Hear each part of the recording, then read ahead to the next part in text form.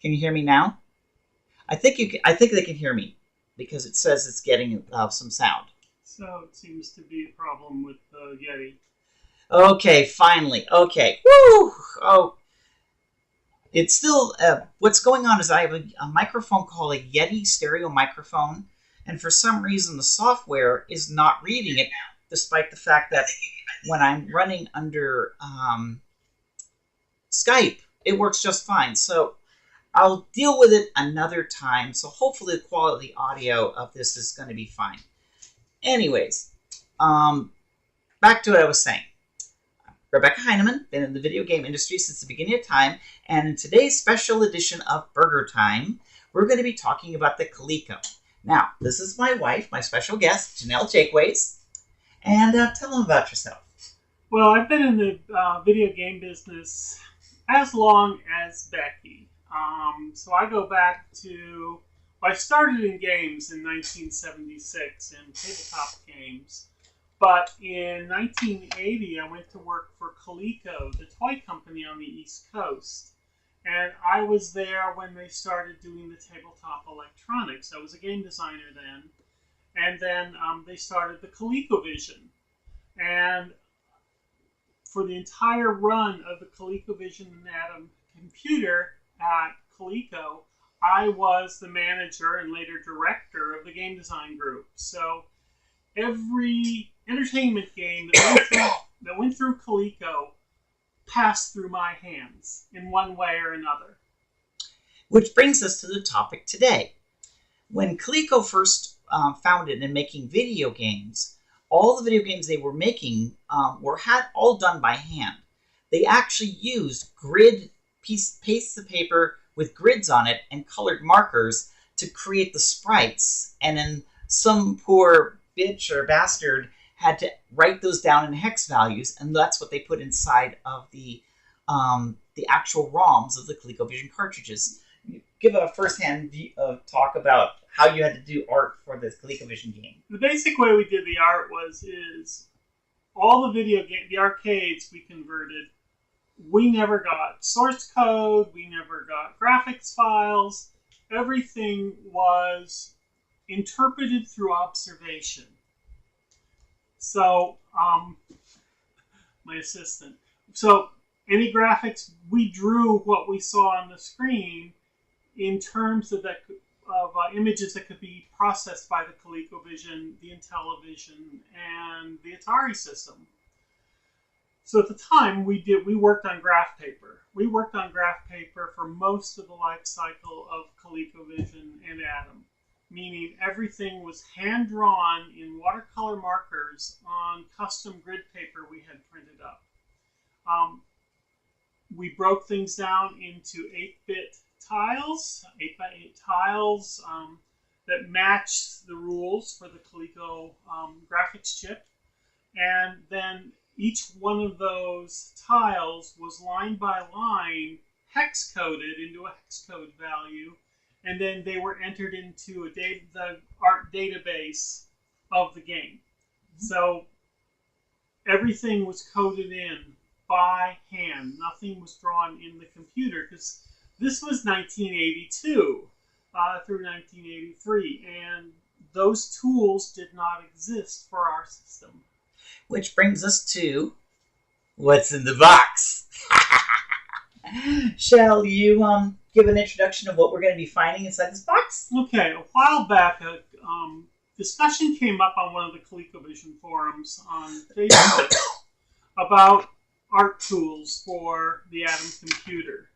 Well, near the end of things at Coleco, our in-house tools programmers had created a tool that worked on the Atom computer that could allowed artists to basically create the graphics tiles in this tool. So a few of the last games produced through at Coleco actually used this tool to make the screen graphics. Those graphics were put into the Atom, and then they were ported out in a way that could be read into our development systems, which were separate systems. And I was wondering if one of the artists who I worked with at Coleco had still had the tool available to her, and it turns out she did. So she had them in EPROM version because that's what we worked on. So what Becky has in the box is a 35-year-old set of EPROMs, at least, that hopefully contain the graphics tool for the Atom computer. So, without further ado, so in a sense, this episode is brought to you by former Coleco artist Deb Lazarus. Okay, and it's a box. She packed things very well. Yeah, she even put in silica gel. Well, that was yes. Toss that. I may steal those. Oh, you take that then. I can use them to dry out print filament. Well, there you go. Ah, a letter. There you go. She says, "Hi Janelle, see the letter attached on the bottom of the box. Hope this arrives intact, and best to you and Rebecca." Well, I'm going to follow the instructions. Let's get the letter at the bottom of the box. Yeah, she taped it really good. I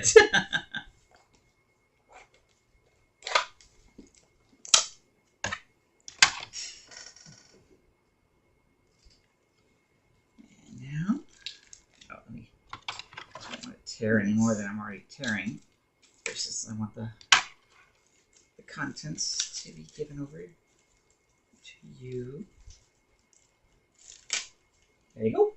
All right. Let's see. That's a nice sunny smiley face. I'll make sure it's not a personal letter. Yeah, the box says Paula's Choice Skincare. Please find the enclosed art tool and EPROMs, each packed in their own anti-static bag. When ARD was Advanced Research and Development, artists were handed out the latest art tool version. The EPROMs were already attached to the circuit board. I was still using mine after other artists were laid off. To understand the process of layoff, the first layoff for the Coleco development team came in January of 1985. Over the next 5 months, they slowly laid off the rest of us till the first week of June. Everyone who worked on ColecoVision was let go. So that was 1985. I'm not sure what's on the extra EPROMs. Most likely incomplete work made for a game or educational software. Possibly Dr. Seuss, if I ran the band, Time Pilot, Cabbage Patch Kids, or Berenstain Bears Country. I also made the Seaweed for Atom's Super Sub-Rock. I know the Seaweed was programmed because I saw it on a monitor in the computer room, but I never saw it in the game itself. I was more of a finisher on projects because I was hired later, May 1983, and had to be trained. But that helped me learn the approach while allowing experienced artists to work on new projects. So, hoping the art tools worked and that you're able to test it out somehow for the ColecoVision game you and Rebecca are making. Well, we have talked about making one. Sure. Yeah, we're not announcing anything because nothing's actually started, but it's one of my bucket list items to make a ColecoVision game. Okay. All right, let's go ahead and cut on the dotted line. She actually wrote to cut here. So she actually wrote on here, open. All right, let's see. There we go. It says here, 2 items enclosed. Mailed to Janelle Jakeway. There you go. There's the box. Keep all the packing because she wants it back. Okay, well, I'm going to put the packing right there. And box number 3. So we're doing some Russian doll stuff here. Abe Blitter says, what CPU does the ColecoVision use? And the answer is indeed Z80. For trivia, back then, the only computer that uses Z80 were CPM or business machines and the TRS-80.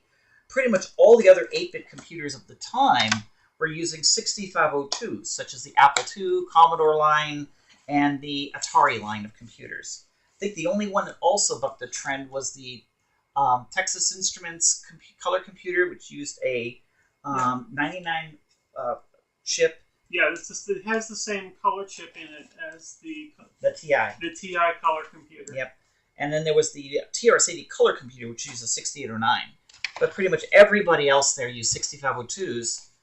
But ColecoVision was ColecoVision. And now, attention. There's the one. It's the empty box. And this has a little butterfly on it. Cool. All right, so we have 2 anti-static bags.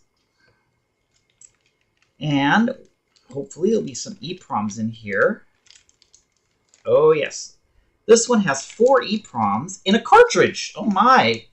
So it's an actual cartridge. Yeah, they actually, the way the program worked is it inserted into the cartridge slot on the Atom computer. All right. So essentially, it's a ColecoVision cartridge. And it says on it, 585D, so it's 85 A, B, C, and D, dated, it's code 1019. So it was published in 1984. Yep, it just says 585A. But here's the cartridge. And this is for the Atom, not the ColecoVision. That was for the Atom computer, because that's what had the keyboard input and a joystick input. And let's see, what kind of ROMs are these? These are 2764s. So these are pretty big ones, especially for the time. 8K ROMs. So that's 32K of code on this one. Now, I did purchase a EPROM reader, but I haven't tested it yet. So before I test it, I'm going to get some other EPROMs that I know work and so forth. And once I test it, know I can read them before I touch these things. Because the last thing I want to do is damage essentially an irreplaceable artifact. Now, does she want these back? Or... Yes, she does. Okay. Then we will send them back. Because otherwise I would have asked her if she can send them to the Video Game History Museum. Well, we can only send them back to where we can say, you know, the Video Game History Museum would really like these. But at the Video Game History, if we can actually get this to the point where it works. And now here's a second set of just ROMs. And it has her name on the back. But these say 51C9.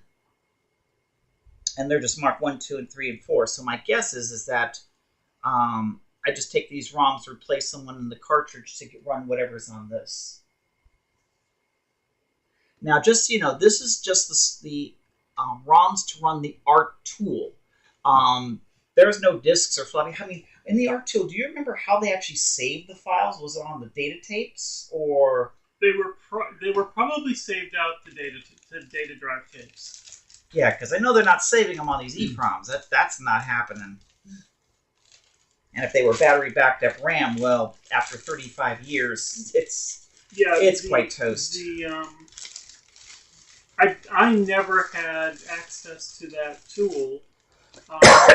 The artists who were on staff each had one at their station, and they were positioned in the company right next door to the programming department. So it was probably sneaker netted over to the software group. Well, basically that's really all I wanted to be showing in this little video here. I'll be opening up to questions in just a minute.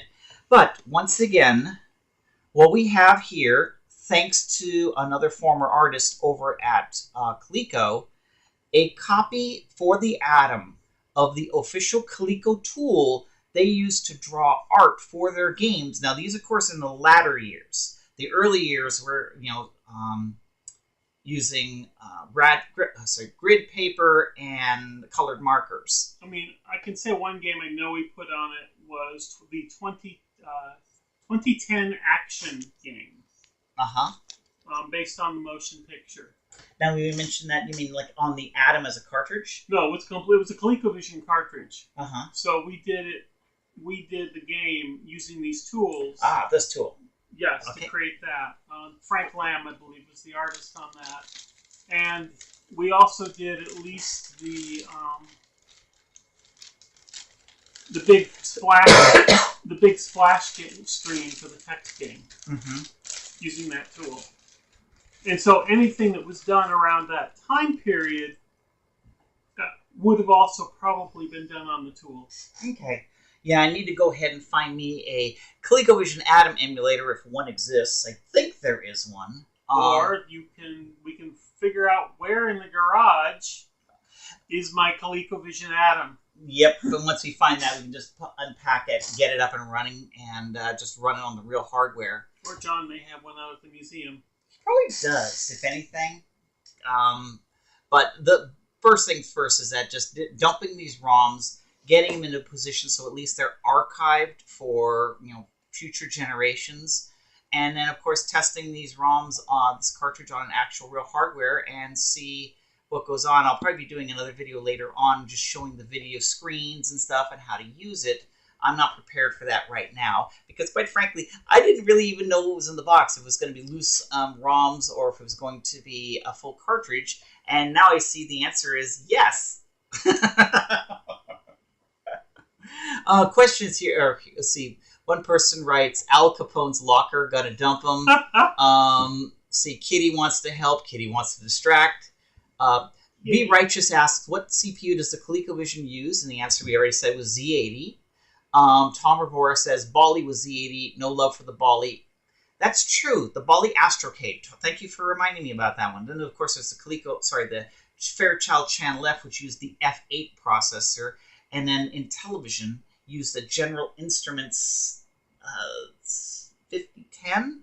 I'm wrong in the number. I know I'm wrong. But I know it was General Instruments was the CPU. Let's see here.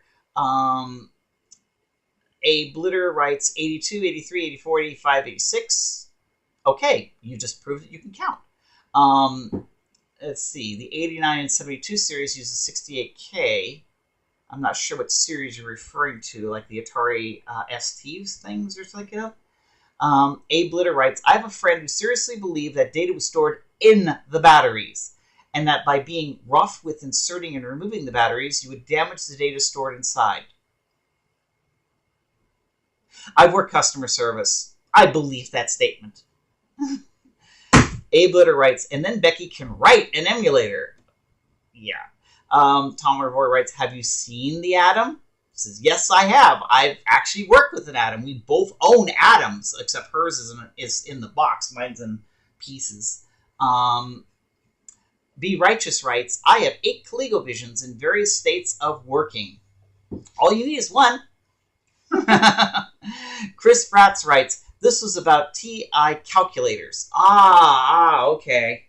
The TI 82, 80, okay, now I know what the numbers are. Yeah, brain fart. I was, when you're thinking about the fact that we were all both in the children of the 80s, when you see numbers like 82, 83, 84, 85, my first thought goes to those are the years. Right. Not TI calculator serial numbers. Alexander22 writes, did you play Myst? Yes, I did. I played it on the PC and I think the Mac. But that was a while ago. Did Myst ever ship them? No, I don't think so. No. I don't think Myst even existed back then. No. Myst came much later. Yep. Tom Rivora writes, not the Atom, but the Atom Plus. There's that. Be Righteous says, the Mr. FPGA has Coleco Atom Core now. Oh, cool, because I actually have a Mr. FPGA. Just getting software into things a pain in the butt. You're not wrong. I can count. True, you can. All right, that answers all the questions there. But again, for the latecomers, we were talking about the fact that Coleco, in the later years, had a program on the Atom, which is this cartridge, which allows you to just edit art that was intended for use for the ColecoVision, used internally by Coleco for developing Coleco software. And of course, here's Janelle Jakeways, you were head product development, wasn't it? What was your official title? I was director game design. That was at the end of things. That was my title. Over the course of it, I was game designer, manager of game designer, chief game designer or chief of game design, and finally director of game design. All right. Well, anyways, thank you very much for indulging us in popping open this thing. Hopefully very soon I will be able to dump these ROMs, and in that case I will just be posting up either on Atari Age or on wherever ColecoVision ROMs are sold. And at that point, the community can go ahead and take a look at the peek, and if there's Coleco Atom emulators, you can go ahead and try out this application yourself. Of course, I will be trying to beg and plead for the owner. I am not the owner, but the true owner, to see if I can get them to donate these to the Video Game History Museum. But if not, well, it's first, so there you go. Let's see, last bit of questions here is, update all, did you play Myst? Tried original versions, fully gotten a Myst with VR version with the Quest headset. I fell in love with it, but the new VR remake, I should try that, because I do have a Quest 2. And if they do have Myst on it, that would probably rock. Bowie Bowie writes, anytime, I learned a lot today. Well, I'm glad. As usual, if people have suggestions on topics I should cover in another Burger Time, please feel free to end it here, or put it in here. Or you could just tweet me suggestions on my Twitter account, which is BurgerBecky, just like my Twitch account, so forth. So, contact me at BurgerBecky on Twitter, and Discord, and Skype, and pretty much everything. I have BurgerBecky. And D. Wimmerling writes, thanks for the stream. Hope you both have a nice night. Chris, remember you mentioning Super NES Dev Kit story out